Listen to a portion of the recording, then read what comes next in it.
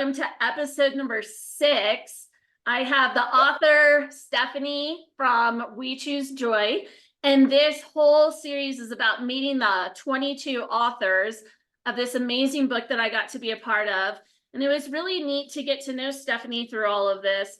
And the authors just got closer and closer as we shared our stories. So today, all of the focus is on Stephanie. I want her to introduce herself, tell us a little bit about who she is and what she does. So Stephanie, please introduce yourself. Oh, thank you. My name is Stephanie. I'm here in Pennsylvania. I am a mom of 2 kids. They are 9 and 4, and they are just, I love learning every day from them. They keep it exciting. What else? Oh, I'm a licensed massage therapist, and I just opened my business almost a year ago. I've been practicing for 7 years, business owner for almost a year. It'll be a year in April.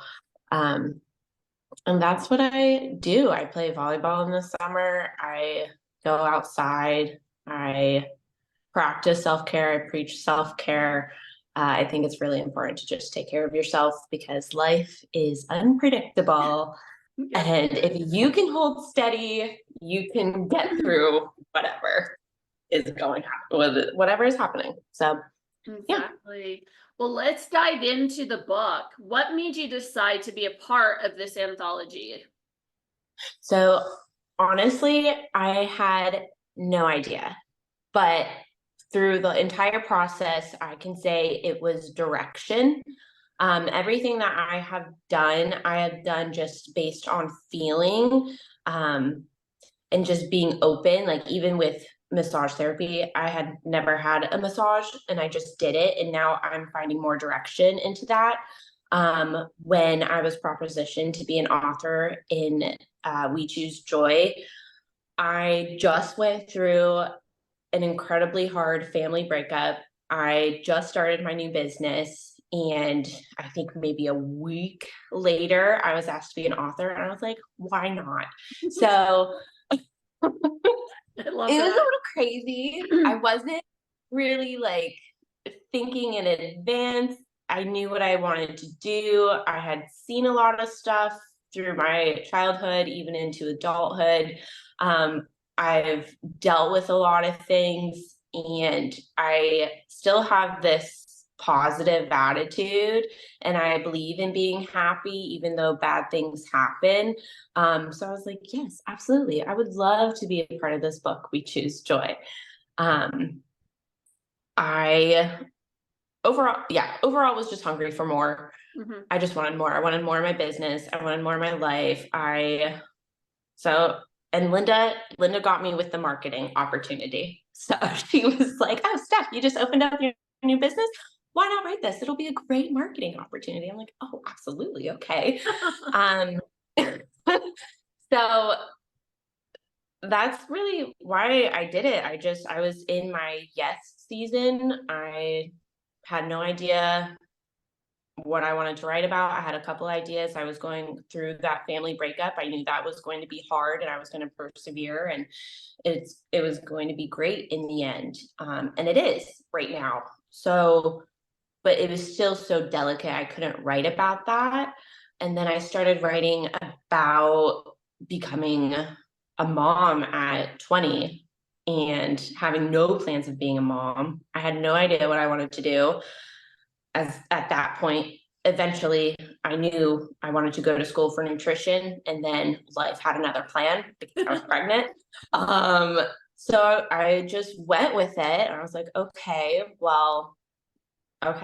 But as I was writing that version, my childhood trauma was just coming up, and it really wasn't something I wanted to write about or necessarily share, because I always feel like there's an elephant in the room, especially when it comes to sexual abuse. Like there's an elephant in the room. I don't want people looking at me like I'm a bruised peach, because I'm definitely not. And I know some people, it's heavy, they're not used to it. But the more that it's coming up to the surface and the more I'm learning about it, is that trauma is very common. It doesn't have to be something so traumatic as being sexually abused as a child. It could be like an abusive relationship. It could be a tough breakup. It could be your dog got hit by a car. It could be going into an emergency C-section and it wasn't planned. It's something very common. And yeah, so with finding direction in this chapter, in this book, and sharing it, I am diving more into the nervous system and how we can, because it's not the event itself that is held within our body, it's our reaction to it. And yeah, I'm sorry, what was the question again? I love that. I love that you just let it flow. It was just basically, you know, what made you decide to be a part of the anthology, but you went into sharing a summary of your chapter. So is there anything else that you want to share about your chapter? I mean, we know, you know, what a little bit of what you share, but yeah, just go for it. Yeah. So anything else about my chapter? I mean, summary essentially about my childhood abuse, but it goes really into where I'm at now in life. You know, I'm in the first relationship ever in my life. And other than my fourth grade boyfriend, which we dated for 3 years, it's very serious. But other than that, my partner, Joe, we met when I was 16, so we've been friends forever, but we've been together for 7 years now. But that relationship is beautiful, and I have 2 beautiful kids, and I have a passion and a profession that I love doing and I love growing, and I know that I am just breaking the surface with what I want to do. And that's all from not being defined by what happened to me. It's how I reacted to it. And I think there's a powerful line in my story is that if I had not gone through what I went through, I probably wouldn't have had this pull to massage therapy. And I think and actually a lot of massage therapists, they have gone through either some kind of sexual abuse or trauma, which is just a weird, it's just a weird fun fact. We are just, I think, empaths and really want to help other people along their healing journey.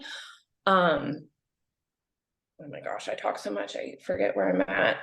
But no, that is because I chose to make something of it. I didn't want to be a victim to my life because that's silly. You have control of it. I'm not saying to dismiss what happened to you or what you went through or discredit it or downplay it at all. Definitely acknowledge that, but also know that you survived and you're a badass and you can really do anything.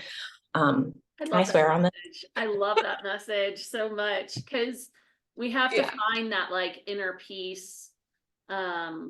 We can't just keep living in the past is basically what it is, but honor the feelings, honor the process, know that it'll come up every once in a while, and that each time you choose joy, you're choosing to not give power to the bad, but power to the good that came out of it.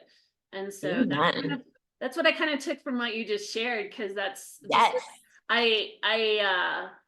you know, we have a lot of stories that kind of overlap a little bit. Both of us talked about abuse, and I think that it's important to normalize talking about it. And that leads me into a question that I wasn't prepared for, but how are you doing? I know you're the first author that I've had this. How are you doing since you put it out in a book, like emotionally and everything? How has that been for you? Oh my gosh. At first, it was a relief to have it out there. It was just, I felt like a huge weight was off my shoulders. It was out of my gut. It's not easy, but it is something that, you know, I'm kind of claiming it. Like I was abused, but I'm okay now. And yeah, it's just kind of, I'm starting a snowball effect. I'm learning more into somatic therapy practices, and really want to take a deep dive into that. When I was story time, when I was younger, I had actually put together a video to raise awareness for child abuse and neglect. It never saw the light of day. It got lost because it was on an old computer, but I knew I was probably 13, 14 years old that I wanted to help others with this. And I think that kind of got lost with me trying to suppress it and forget about it and not be defined by that. But now that I have written the chapter, I feel very steady. Again, I have direction with what I want to do. Some days are hard. My daughter, she's 9, and that was the age that I was when I was abused. And so, I mean, granted, motherhood, it's no walk in the park. So there's days where I'm like, is this a real like 9-year-old thing? Or is it like just her being crazy kind of thing? Because I was a good listener. I didn't know, like I just did. And I think it was about like in the time too with how we were being raised, how I was being raised, is that, you're a kid, you don't speak up unless you're spoken to kind of thing. So to see Lorelai, she's so spirited, as I was told when she was 1. That's just her. She's a Leo, she's a fire sign. She knows what she wants and she figures out her own way. So it is kind of a challenge there with being a mom, and having to deal with that. But I also know that I'm ready to take the steps into going into therapy, digging down, and kind of just sorting it out and let it not be a tie. Because I feel like there is still a tie to it. Yeah. It's just, I need to practice the grounding practices, because it's, you go to the therapy session for an hour, you have to go right back to reality. So I can't really be down and depressed when I'm, a mom, especially, and then a business owner, and then also having other people trust me with their pain and their stress and everything like that. So I can't have transference with that. So, but yeah, I think since the chapter has gone out, I really hope that it has helped at least one person going through what I did. And yeah, it brought some clarity and direction and peace. I love that you were one of the 20-something authors. We had everyone represented in every decade from 20 through 70, and just That's so cool. the wisdom and the clarity. I mean, you have taken the steps to set yourself up and your children up for a better story. And that is definitely something I hope you're proud of. I hope you take a moment almost every day. And if you don't, I want to speak it into you, because I wish I had had the clarity in my 20s that you have, and that you're taking control, so that, a decision that I personally made was that I wasn't going to raise my kids the same way. And I remember when my oldest daughter was, reaching the ages of my stuff. And, but it took me until I was like 37 before I really was like, okay, enough is enough. And so I'm so proud of you.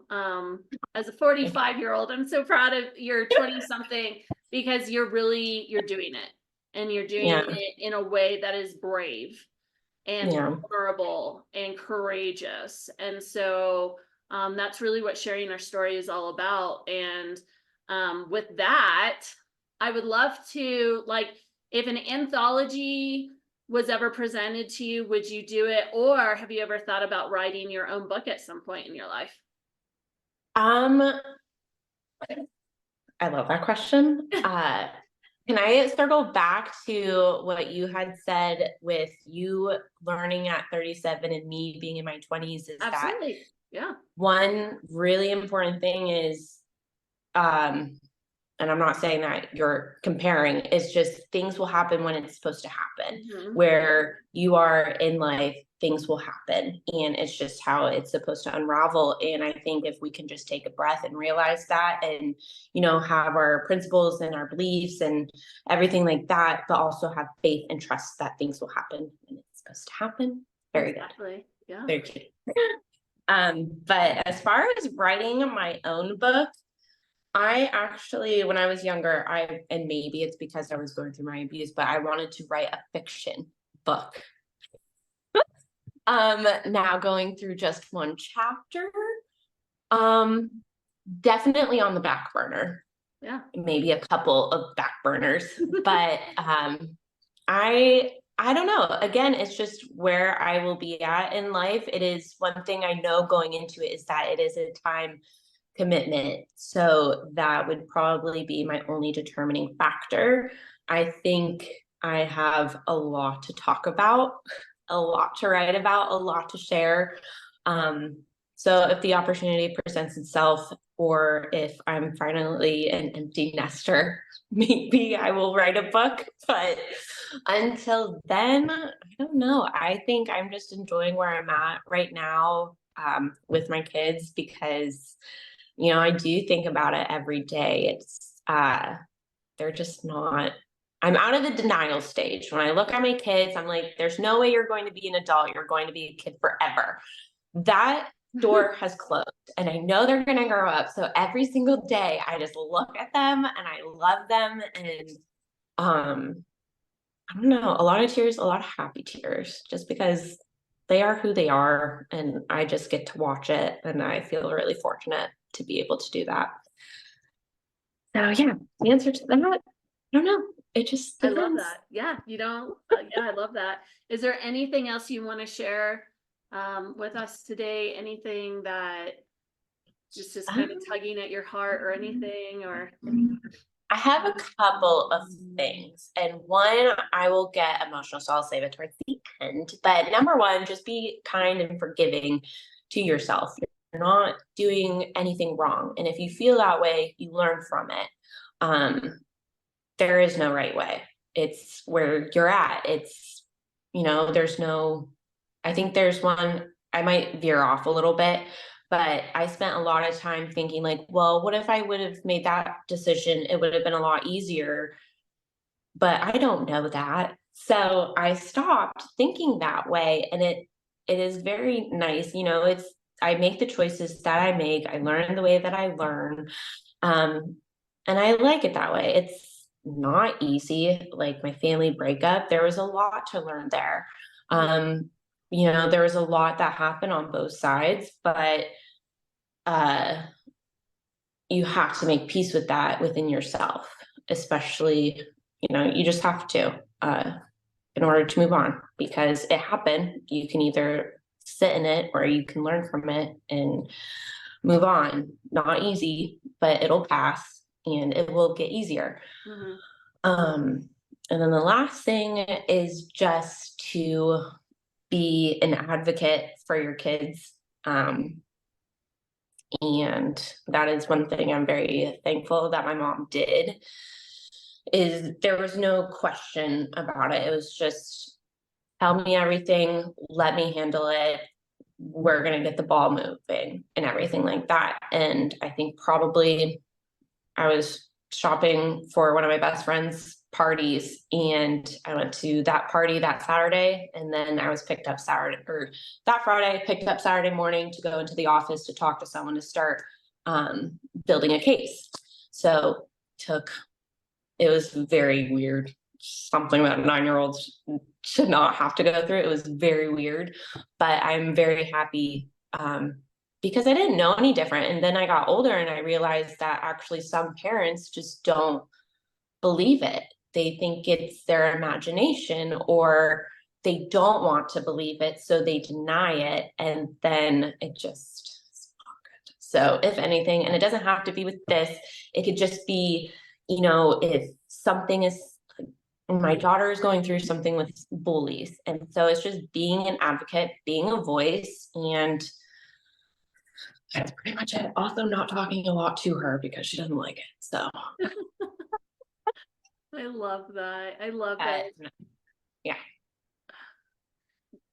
Just imagine the difference you're making in her story that you didn't get to have. And I love that. Being a mom myself, it's a very special thing. So, all right. Thank you so much for everything that you shared. You could definitely tell that it came all from your heart, and you are just such a beautiful soul.